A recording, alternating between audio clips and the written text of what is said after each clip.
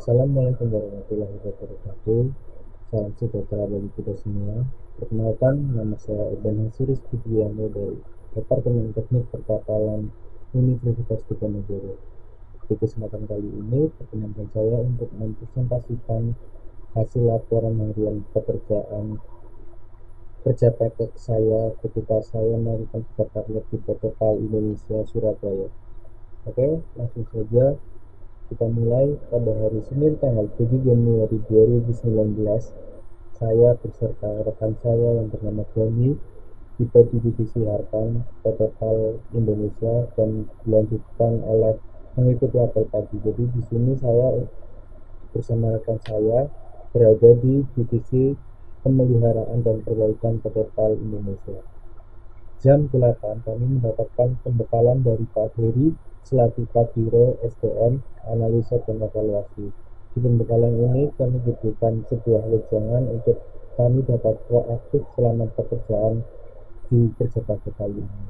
Selanjutnya kami diarahkan oleh Pak Heri untuk mengikuti safety induction bersama Bu Siska selaku kepala K3LH. Safety induction itu apa? Safety induction adalah sebuah protokol wajib yang dilakukan oleh setiap pekerja atau orang luar yang baru untuk masuk ke dalam lapangan agar terhindar dari segala kecelakaan kerja yang terjadi di lapangan, misalkan di dock ataupun di atas kapal. Selanjutnya kami pada jam 10 diberikan pembekalan oleh Pak Edi selaku Kabiro Rekayasa. Disinilah tempat kami selama sebulan untuk mengadakan kerja praktek dan bersama Pak Edi lah sebagai pembimbing kami di PT PAL ini. Jam 12 kami sudah pulang ke rumah kami masing-masing karena sesuai arahan Pak Edi, dan hari Selasanya tanggal 8 Januari pada pagi hari kami disuruh mengikuti apel di HCM PT PAL, yaitu bagian yang mengurusi sumber daya maupun mahasiswa maupun siswa praktek di PT PAL. Kami tiba di divisi Harkan pada pukul 12:30, dan pada 12:30 juga kami diajak untuk meninjau Dok Semarang. Di Dok Semarang ini, ukuran dari Dok Semarang sendiri adalah 350 meter untuk panjangnya dan lebarnya adalah 50 meter. Dok Semarang ini mampu menampung 2 kapal ukuran sedang. Dan pada 12:30 sampai jam 4 kami melakukan pengecekan KMP Amarisa dan KM Endeavor yang sedang di-docking bersama Pak Edi atau bersama pembimbing kami. Di sini untuk KMP Amarisa dilakukan proses pengerjaan perbaikan propeller. KMP Amarisa propellernya rusak karena terkena karang waktu bekerja di perairan NTT, sehingga diperlukan perbaikan propeller. Bisa dilihat pada gambar banyak bagian propeller yang keriting ini karena menghadap karang. Selanjutnya pada hari Rabu tanggal 9 Januari 2019 kami tiba di divisi Harkan pukul 7:30 dan langsung mengikuti apel. Jam 8 kami diberikan tugas oleh Bapak Beni atau Mas Beni untuk membuat aliran pipa seawater dan fresh water. Kenapa kami diberi tugas ini? Karena akan dilakukan perubahan alur pipa dari seawater menjadi fresh water. Di sini berlaku untuk KM Endeavor. Dan pada jam 1:30 setelah kami melakukan ISOMA, kami melakukan pembelajaran proses pembuatan penempatan dudukan kapal di Dok Semarang. Jadi dudukan kapal itu apa? Dudukan kapal, kalau pemirsa bisa lihat lebih lanjut, itu ada saat kapal mengedocking, itu bagian bawahnya ada tumpukan kayu dan beton, itulah dudukan kapal. Caranya bagaimana dudukan kapal itu bisa menahan kapal? Dudukan kapal itu harus diletakkan tepat di web frame kapal. Apabila melenceng sedikit, itu akan langsung terkena di kulit kapal dan itu bisa membuat kulit kapal deformasi. Jadi perhitungan tempat dudukan kapal disesuaikan dengan wireframe kapal. Oke, untuk Kamis tanggal 10 Januari 2019, kami tiba di divisi harapan seperti biasa jam setengah 8 dan mengikuti apel sesuai arahan dari pemimpin divisi harapan, dan jam 8 melanjutkan pembuatan proses. Jadi di sini melanjutkan proses pembuatan itu dalam bentuk AutoCAD. Jadi kami sudah mengantongi atau memiliki rancangan umum gambar kapal yang lengkap dengan wireframe, mainframe dan lain-lain sebagainya, dan di situ kami membuat dudukan kapal sesuai dengan wireframe-nya. Lalu pada jam setengah 2 hingga jam setengah 5 kami ke Dok Irian dan proses perbaikan kapal KRI Malayati. Jadi KRI Malayati ini adalah salah satu kapal perang Indonesia yang sudah cukup berumur dan menggunakan teknologi yang kurang berkenan untuk kapal perang di zaman sekarang. Jadi KRI Malayati ini melaksanakan proses pergantian mesin dari 2 mesin menjadi 4 mesin, dan ini dibutuhkan agar KRI Malayati ini dapat bersaing dengan kapal-kapal perang lainnya, karena untuk kapal perang kita tahu sendiri memerlukan kecepatan dinas yang lebih tinggi daripada kapal-kapal lainnya. Jadi ini bisa dilihat proses penempatan dudukan kapal. Ini tadi saya bilang ya, dudukan kapal merupakan bentuk dari ini. Di bawah adalah beton dan di atas ini adalah kayu. Bisa dilihat juga ini KRI Malayati, karena termakan usia jadi platnya ada yang deformasi, dan ini sudah dilakukan replating dari KRI Malayati di bagian lain. Oke, pada hari Jumat tanggal 11 Januari 2019 kami tiba di divisi harapan biasa jam 8, mengikuti apel sesuai arahan, dan jam 8 kami menginspeksi hasil reflecting pada KRI Malayati, dan jam setengah 2 kami mengunjungi floating dock Surabaya yang sedang perbaikan dan menguji pompa 3. Jadi ini adalah Dok Agung Surabaya, dan ini adalah pompa balas di pompa 3 Dok Agung Surabaya. Perlu diketahui bahwa PT PAL memiliki 3 dok apung atau floating dock, namun ketiga-tiganya ini sedang rusak atau sedang mengalami maintenance, dan tiga-tiganya ini sempat tenggelam. Dan dok apung Surabaya ini adalah dok terbagus atau terbaru, namun sudah mengalami kerusakan sehingga tenggelam hingga setengah dari lambung dari floating dock ini, dan sehingga kelistrikan semuanya, pompa-pompa semuanya harus diganti secara total atau harus diperbaiki secara total. Oke, itu adalah minggu pertama kami di kerja praktek di PT kali ini. Lanjut pada minggu kedua, yaitu Senin tanggal 14 Januari 2019. Biasa kami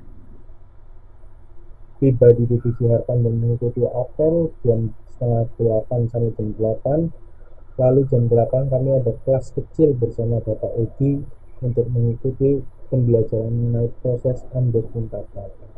Jadi apa itu undocking? Undocking kapal adalah proses pemindahan kapal dari dalam driving dock ke laut. Bagaimana proses undocking itu sendiri? Jadi pertama adalah driving dock yang masih kering harus dimasukkan air terlebih dahulu dengan cara dipompa maupun dengan dibuka pintunya untuk air tersebut dapat masuk. Dan setelah air di dalam driving dock tersebut satu level atau satu ketinggian dengan air laut yang ada di luar graving dock itu, maka ponton atau pintu gerbang dari graving dock tersebut dibuka dan dilepaskan, lalu kemudian ada tim pandu dari kapal untuk memandu kapal keluar dari graving dock. Dari jam setengah 2 sampai jam setengah 4 kami mengunjungi KRI Mayati dan meninjau mesin kompresor di kamar mesin. Perlu dilihat, ini adalah gambaran kamar mesin KRI Mayati, masih sedang dalam proses pengerjaan. Selanjutnya pada hari Selasa tanggal 15 Januari 2019, biasa kami ikut apel setengah 8, lalu jam setengah 1 kami mengunjungi Dok Semarang dan melihat proses pemasangan propeller KMP Amarisa.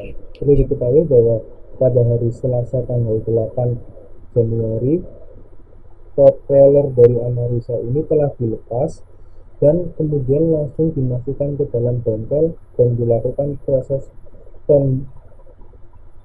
pengelasan ulang di propeller kapal. Bisa dilihat, ini merupakan hasil dari pengerjaan atau perbaikan propeller kapal yang dilakukan di bengkel pada kali. Dan di sini selanjutnya, setelah meninjau proses pemasangan propeller, kami mengunjungi KRI Mayati untuk meninjau proses pemasangan gigitan antena kapal. Untuk proses kapal perang harus dilengkapi dengan antena kapal, melihat proses subletting yang dilakukan di berbagai sisi, dan yang terpenting ini adalah mesin mengubah seawater menjadi freshwater. Ya, jadi ini mesin adalah mengubah air laut menjadi air tawar untuk digunakan oleh ABK kapal untuk mandi, untuk mencuci, maupun untuk lain hal sebagainya.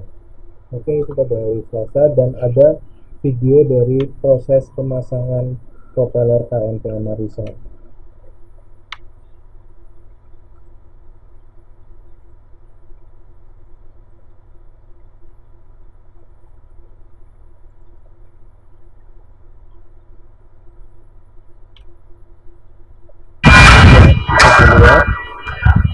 Di sini propeller telah dipasang dan sudah ada seorang yang melakukan pengecatan dan ada orang yang sedang memasang atau mengecek bagian-bagian dari pemasangan propeller ini. Bisa dilihat juga, kita ulangi, propeller ini dicoba gerakan dengan rotasi yang sangat sedikit dan pelan. Ini berfungsi untuk meninjau kekuatan dari penghubung propeller dengan sub propeller. Itu tadi merupakan proses pemasangan propeller KMP Amarisa. Kita lanjutkan.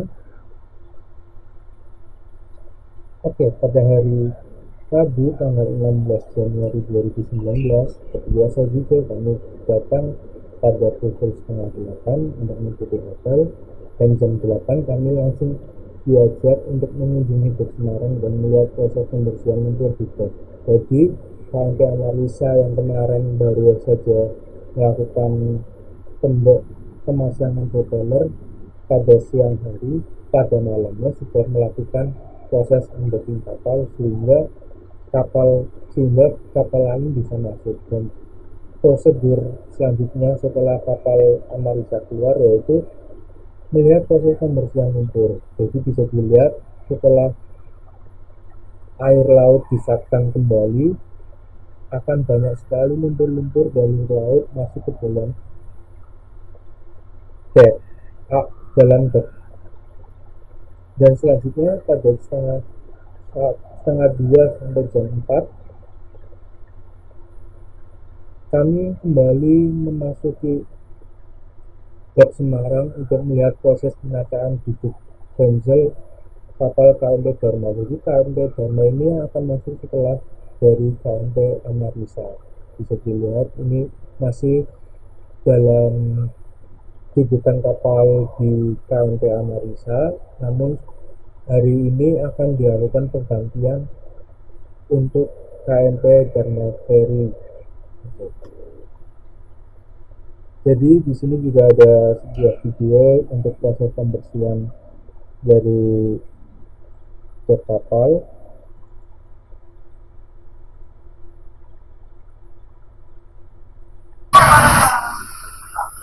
Oke, bisa dilihat ini merupakan proses pembersihan lumpur. Bisa dilihat ya, lumpur di sini sangat tebal karena dibawa oleh air laut.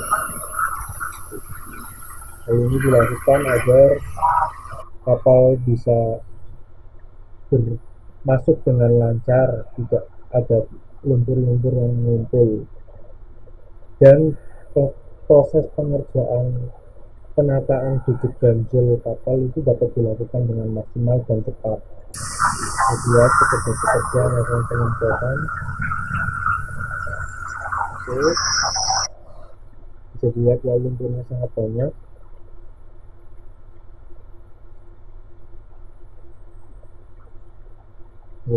Lanjut di hari Kamis tanggal 17 Januari 2019 dari jam setengah 9 hingga jam setengah 12 kami melanjutkan proses pengukuran pemasangan dudukan kapal KMP Dharma Ferry yang akan masuk. Oke, di sini kami mulai mengukur dari ketinggian dudukan kayu. Jadi saya jelaskan sedikit. Untuk dudukan kapal itu terdiri dari pertama adalah beton dan beton lagi. Itu digunakan untuk sebagai penghantar berat kapal ke tanah sehingga diperlukan beton. Dan pada lapisan ketiganya ini adalah kayu keras atau guna kayu keras. Jadi guna kayu keras untuk mengirimkan gaya dari kapal itu hingga ke beton sehingga tidak bersentuhan dengan beton lagi, atau dengan tujuan untuk mereduce atau mengurangi beban dari kapal itu supaya tidak terlalu berat ditopang oleh beton-beton ini. Dan pada lapisan teratas ini adalah kayu-kayu empuk atau kayu-kayu yang lembut. Jadi apa fungsi dari kayu-kayu yang empuk ini? Kayu-kayu yang empuk ini karena nanti akan bersentuhan langsung dengan kapal, sehingga kayu-kayu ini nanti pasti rusak ketika terkena beban dari kapal. Dan kayu-kayu ini yang berfungsi untuk menahan itu supaya bodi kapal tidak rusak. Oke. Selanjutnya untuk jam setengah 2 sampai jam 3 kami juga melakukan proses pemasangan dudukan kapal. Namun kapal ini akan menguduk di dok Irian. Seperti yang tadi saya bilang, PT PAL memiliki dua diving dock dengan ukuran besar-besar, yaitu dok Irian dan dok Semarang. Namun dok Irian ini sendiri merupakan dok yang tidak begitu besar sehingga hanya muat untuk satu kapal berukuran sedang. Oke, selanjutnya pada setengah 4 kami kembali mengunjungi dok Semarang dan menyelesaikan semuanya karena pada hari Jumat besoknya KMP Dharma Ferry akan masuk. Oke, untuk selanjutnya hari Jumat tanggal 18 Januari 2019, seperti biasa kami tiba di divisi Harkan jam setengah 8 dan mengikuti apel hingga jam 8. Lalu kami pada jam 1 hingga jam setengah 4 kami mengunjungi KRI Malayahati yang sebelumnya saya bilang KRI Malayahati melakukan renew dari kapal ini, mengubah hampir seluruh komponen kapal, dan kami juga melihat proses perbaikan gearbox. Perlu diketahui apa itu gearbox? Gearbox adalah sebuah alat pada kapal atau sebuah mesin pada kapal yang memiliki fungsi untuk menghubungkan main engine dengan poros propeller. Jadi gearbox ini yang menyalurkan gaya putar dari main engine ke poros propeller dan digunakan untuk menyesuaikan putaran yang diperlukan. Jadi kan untuk ukuran main engine atau daya yang main engine keluarkan itu stagnan atau berputar terus, namun yang dibutuhkan oleh propeller tidak begitu banyak yang harus tidak seperti yang dikeluarkan oleh main engine. Selain itu juga gearbox ini memiliki fungsi untuk memutar transmisi dari poros propeller. Jadi kan poros propeller itu bisa berputar ke kanan misalkan untuk maju, dan gearbox ini digunakan untuk berputar ke kiri. Oke. Ya, tadi itu adalah minggu kedua kami melakukan kerja praktek di Epokal Indonesia. Untuk minggu ketiga kami mulai di hari Senin tanggal 21 Januari 2019. Kami setengah 8 sudah siap di kantor dan tiba di dibicarakan, lalu langsung mengikuti apel seperti biasa. Jam 8 sampai jam 11 kami mengunjungi Dok Irian untuk tempat KMP Mustika Kencana untuk menentukan tempat beban untuk inclining test. Jadi KMP Mustika Kencana ini adalah kapal yang baru ditambahi plat di bagian atas. Ini adalah kapal feri ya, jadi kapal penumpang, tapi bagian atasnya ditambahin plat, sehingga kan otomatis kapal tersebut memiliki beban yang berbeda dari kapal sebelumnya, dan stabilitas dari kapal tersebut pasti akan berubah, sehingga diperlukan inclining test. Apa itu inclining test? Inclining test adalah sebuah proses atau sebuah tes untuk mengukur kestabilan kapal dengan cara diberikan beban pada suatu tempat, lalu diukur kemiringan dari kapal tersebut atau berapa itu. Apabila tidak sesuai dengan aturan BKI maupun kelas dari kapal tersebut, maka tidak bisa lulus. Dan jam 8 sampai jam 11 di sini kami menentukan frame mana yang akan kami gunakan sebagai acuan untuk tempat dari beban untuk implementasi tersebut.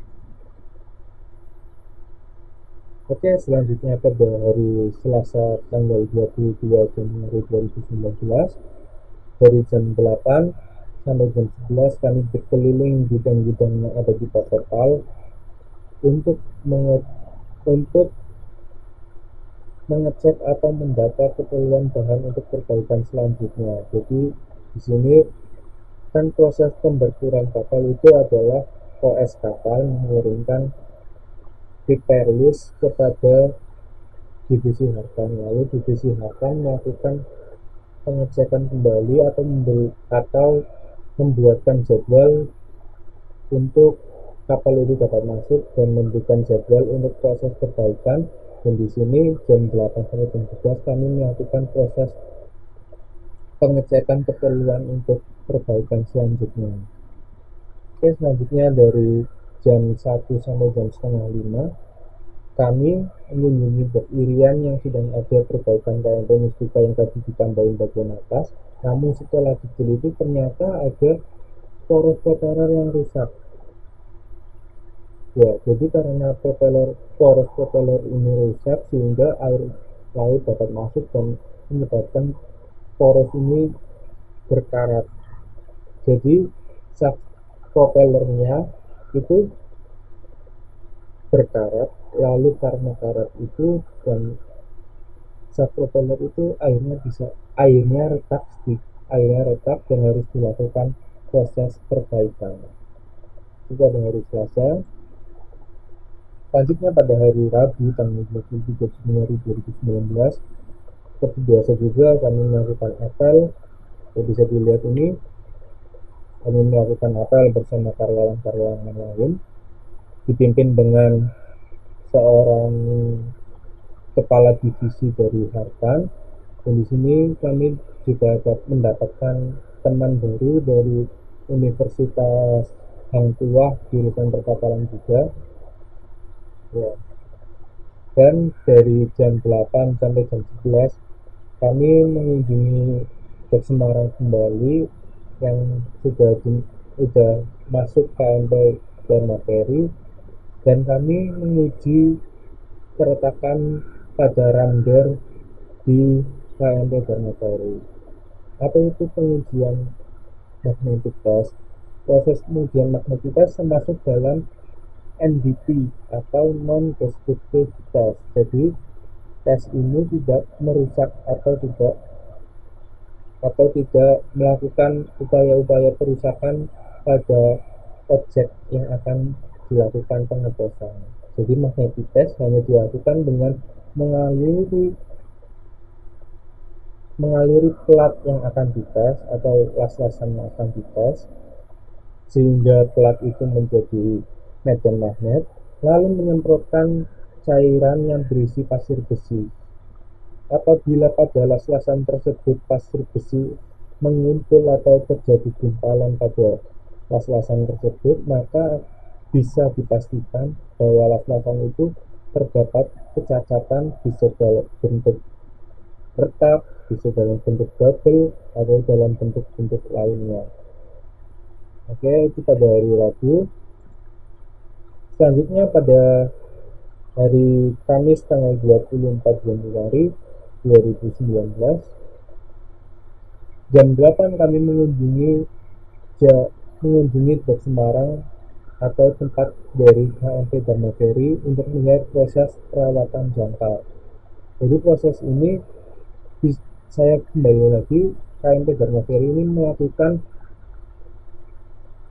pengedokan atau perbaikan 5 tahun sekali atau annual survey. Jadi di sini sudah berjalan 5 tahun dan diperlukan perbaikan di banyak sektor. Seperti bisa dilihat di sini bahwa billboard dari KMP Dharma Ferry sudah rusak juga, sudah cat-catnya pada hilang, dan proses dan jangkar-jangkar ini juga mulai berkarat.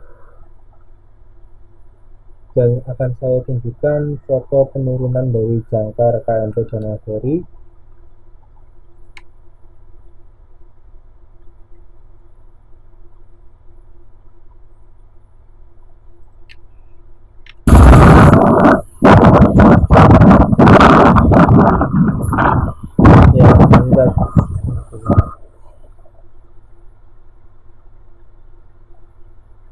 Ya, ini adalah proses penurunan jangkar dari KMP Dharma Ferry. Jadi lihat di sini dilakukan dengan perlahan, tidak seperti di laut ya, karena di bawahnya sehingga ini adalah dot. Dilakukan secara perlahan. Jadi lihat bukan proses penurunan.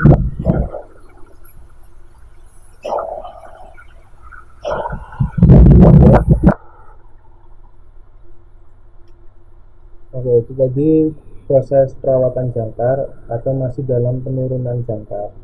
Selanjutnya jam 1 kami kembali ke KMP Dharma Ferry dan melihat proses blasting pada lambung.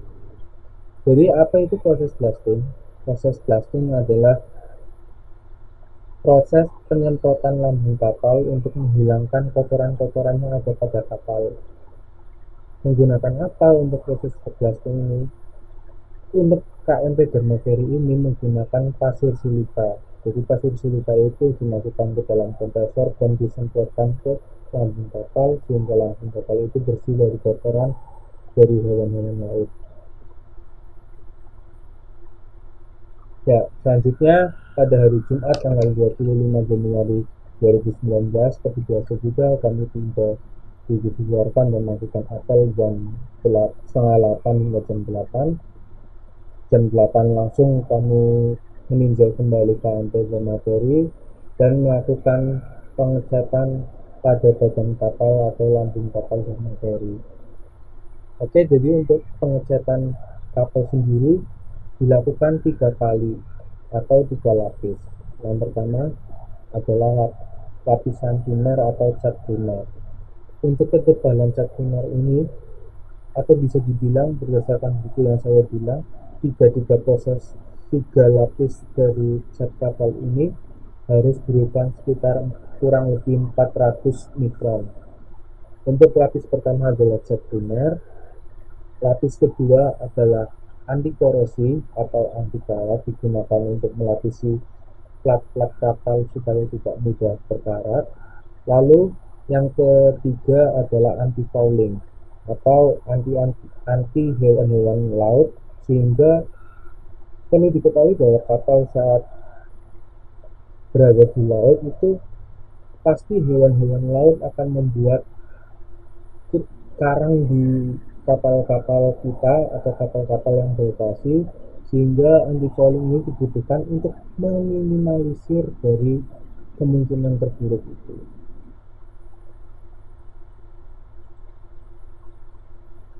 Oke, jadi pada hari Senin tanggal 28 Januari 2019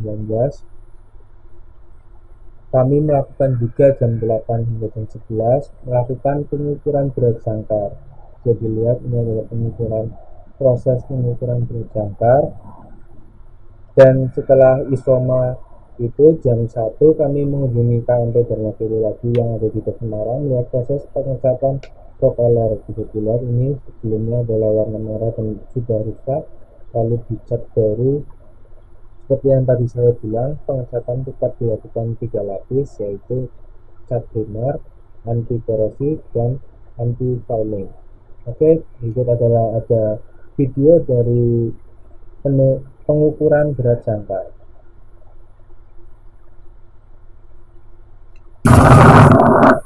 Dilihat ya, di sini pekerja-pekerja sedang melakukan pengukuran berat jangkar. Jadi pengukuran berat jangkar ini dilakukan dengan cara pengangkatan jangkar itu dengan kren. Ya, jadi ini ada kren, dan ini lalu dilakukan kabel. Dan di sini warna orange kecil ini merupakan alat ukur atau pengukur berat dari jangkar. Jadi alat ini yang kemudian disambungkan ke jangkar. Oke.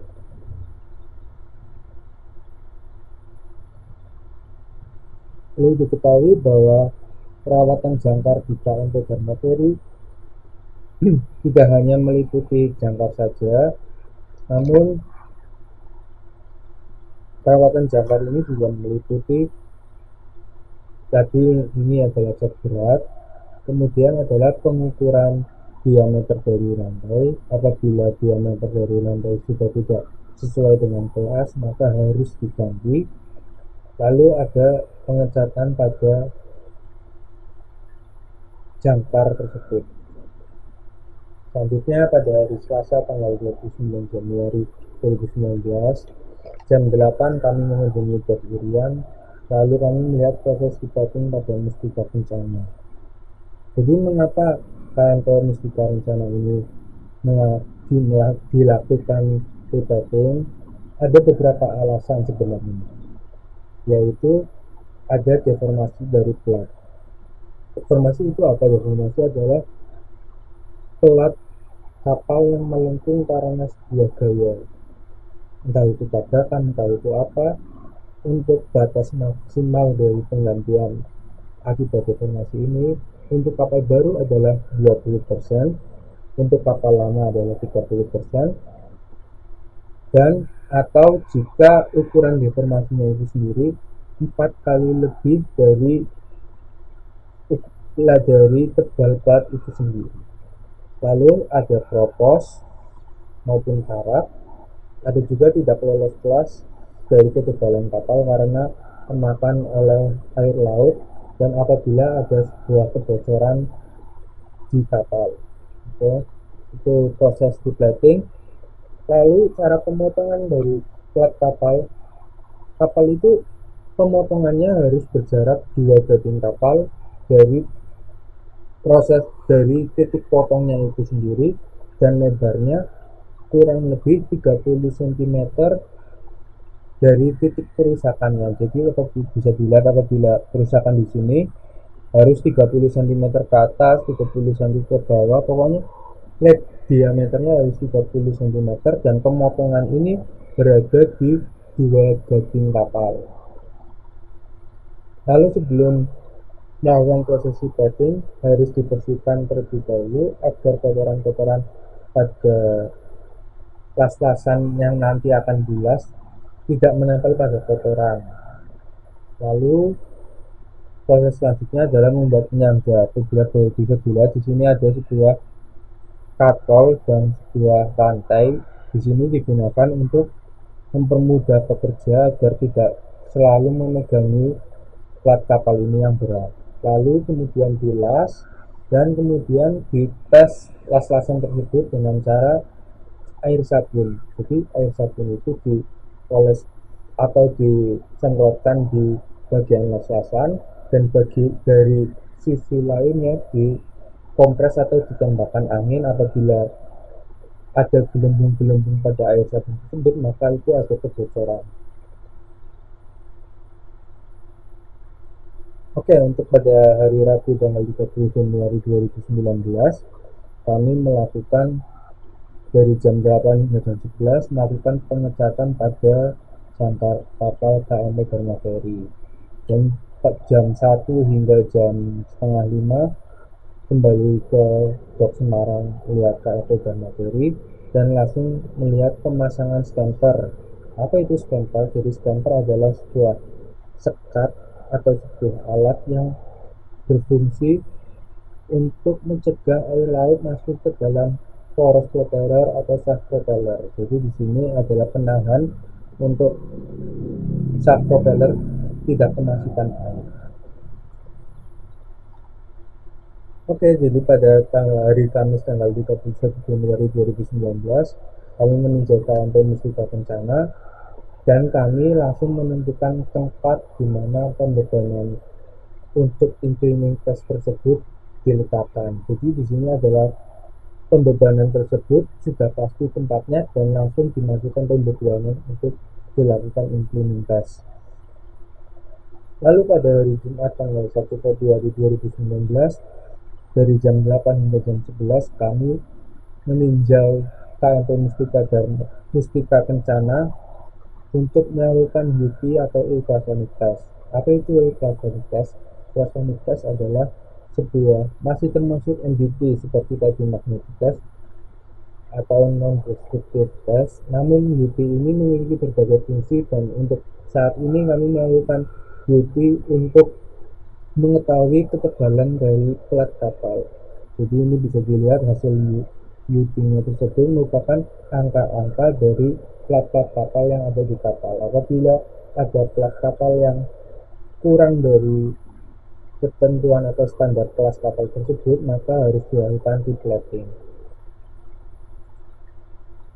Oke, sekian dari presentasi saya mengenai kerja praktek saya di PT PAL Indonesia. Semoga laporan dari kerja praktek saya bisa menambah wawasan ilmu dan pengetahuan saudara-saudara semua, terlebih untuk pemenuhan syarat ujian kerja praktek saya. Atas perhatiannya saya ucapkan banyak-banyak terima kasih.